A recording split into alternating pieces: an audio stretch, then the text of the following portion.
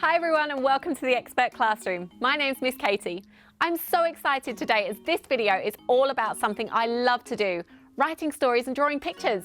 Today we're going to learn how to create a narrative, that's just a fancy word for story, and how we can use describing words to make our writing really interesting.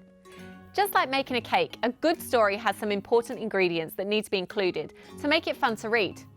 But the most exciting part of today's video is that we're going to meet a real-life author and illustrator.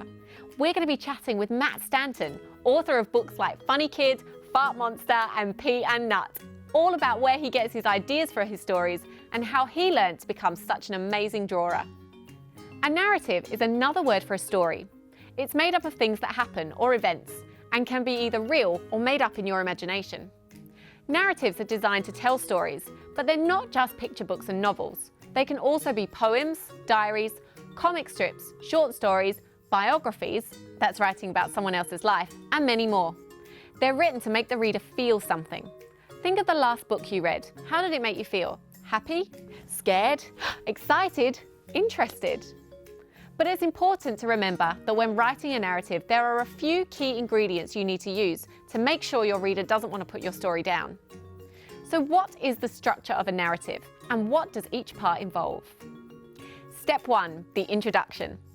Here you'll introduce your main character and any other important characters, as well as the setting of the story, like the time and place that the story happens. Step 2, create a problem.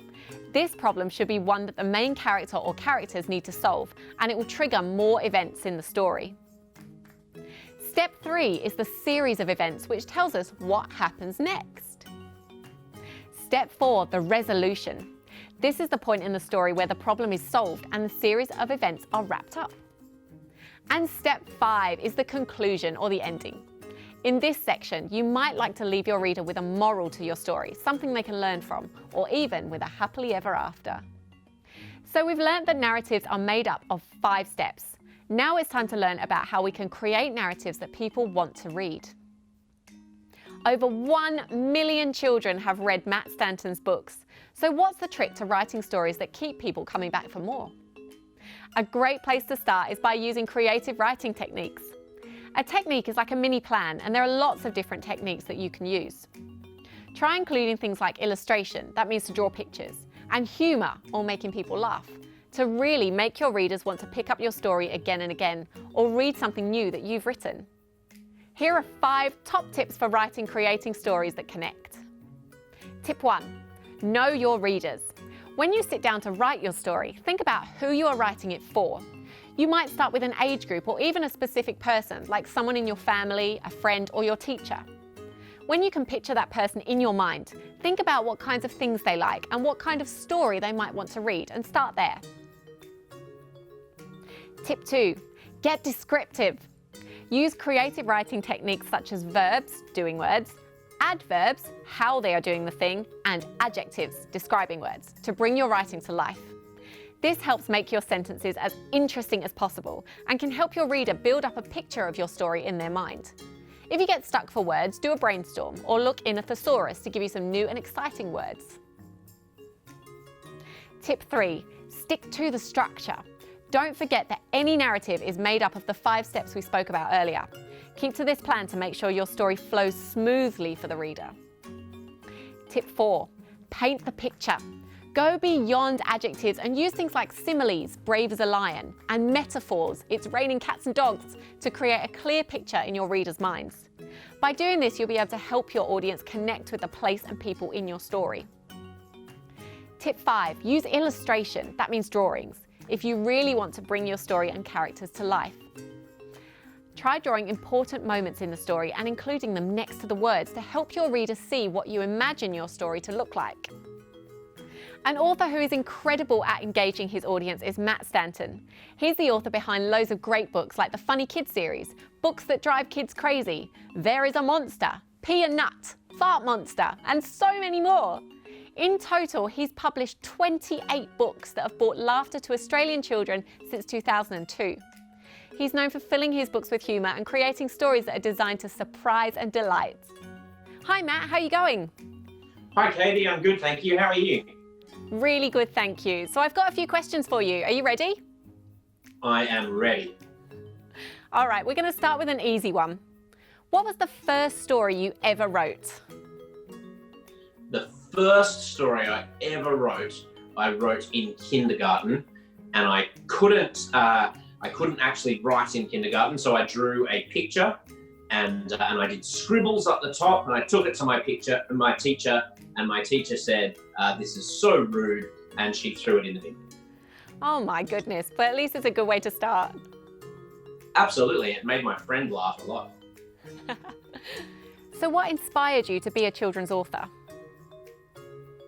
When I was 11, I wrote a short story for class, and my teacher got me up in front of the entire school assembly to read it. And I was terrified of doing that because I was very nervous, but I did it. And as I did, lots of kids in my class and kids that I didn't know started to really laugh at my story. And I had this moment of thinking, wow, isn't it incredible what you can do with your imagination? That you can use your imagination to make your friends laugh. And I kind of caught the bug from it.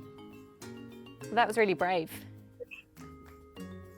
Yeah, I was very nervous and I was very annoyed at my teacher at the time. But in hindsight, I'm very glad she made me do it. Well, that's awesome. Now, you've written a lot of books with a lot of different characters. What character do you relate to the most and why? The character I relate to the most is probably Max from Funny Kid. So my Funny Kid series, they're chapter books. There's 7 of them.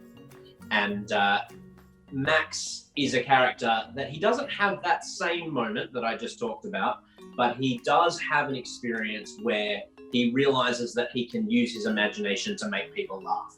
And when he realizes that his imagination is that powerful, he kind of gets a bit excited and his adventures begin. And what advice have you got to people that are writing stories and want to create believable characters? If you want to create believable characters, I would suggest you start with your own experience and you start with things that you really know about. But then you exaggerate them because you want them to be believable, but you also want them to be interesting. So start with something that is true, like I did, for example, but exaggerate it into something that's just a little bit beyond what might normally happen. Do you ever suffer from writer's block, and how do you deal with it? I do sometimes suffer from writer's block. Because I am an author and an illustrator, what that means that I can do is jump from one thing to the other. And I encourage kids to do the same, because lots of kids who might find writing difficult or just find it difficult on a particular day find drawing really fun. And so one of the things that I use when I come up against writer's block is that I switch between one and the other. So if I'm a bit stumped with my writing, I might go and draw my story for a while. And it's amazing what ideas can come and what solutions can come to the problems when you approach a story from another angle. That's a great idea. It's really good to kind of switch up that thinking style. Absolutely. It's really interesting how it uses a slightly different part of your creative brain. So what kind of style of writing do you tend to use? All of my books at the moment are humorous, or at least I want them to be funny. So my style, I guess, is not too serious, quite playful, and I really enjoy writing dialogue. I really enjoy writing characters talking back and forth to each other really fast. I find that really, really fun. It's like I'm just hearing a conversation and I get to write it. So what does that do for a story when a writer uses that conversation technique? It can make a story really come to life. And it can also make a story feel like it reads really quickly. Because if you've got a lot of chatter going on backwards and forwards between characters, then the story feels really alive, it feels really dynamic. But we're also learning things about the characters, whether we realize it or not. As the reader, we're picking things up.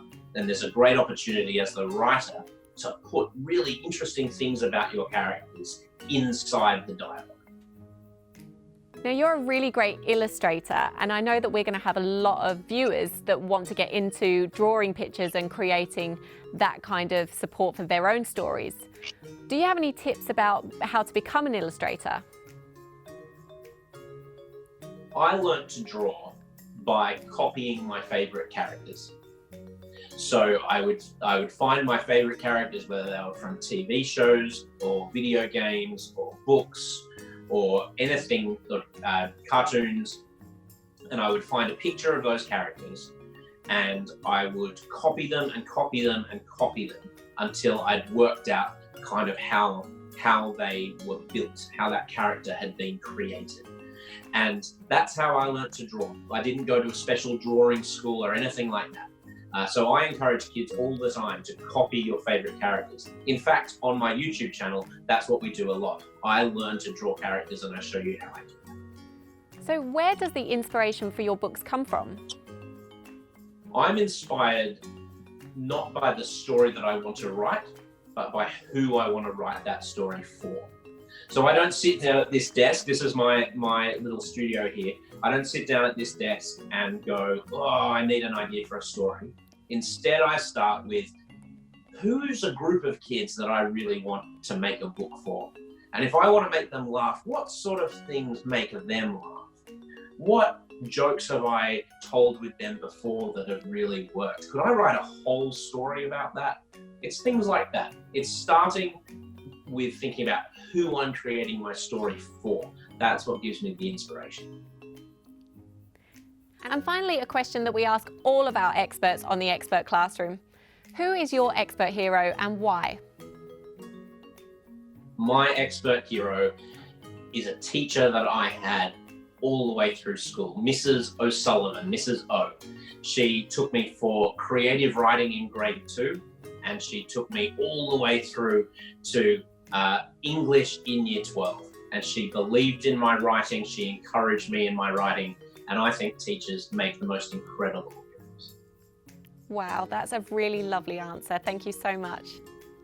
So now that you have all of the inside information on becoming an author, it's time to get writing yourself. Try to create a story and share it with a teacher, friend, or family member. As you write your story, use as many creative writing techniques as you can, and don't forget to check your work. We call this editing, and it's a very important step. If you're looking for more writing challenges, check out our activity guide on our website. It's filled with loads of fun learning activities, and you can get it by the link in the description box below. If you want to learn more about Matt Stanton or any of his books, check out his website at mattstanton.net. Don't forget to go to our website for extra learning activities and to check back every week for new videos. Subscribe and like our channel to make sure you don't miss any cool new expert videos that we post. Plus, we have a live stream Q&A later this term with Matt Stanton, so send us any questions you have for him on writing or illustrating, or tell us your funny stories. Send them over by email and Matt will do his best to answer as many as he can. See you next time, and remember, experts don't just happen. They learn, practice and share every day.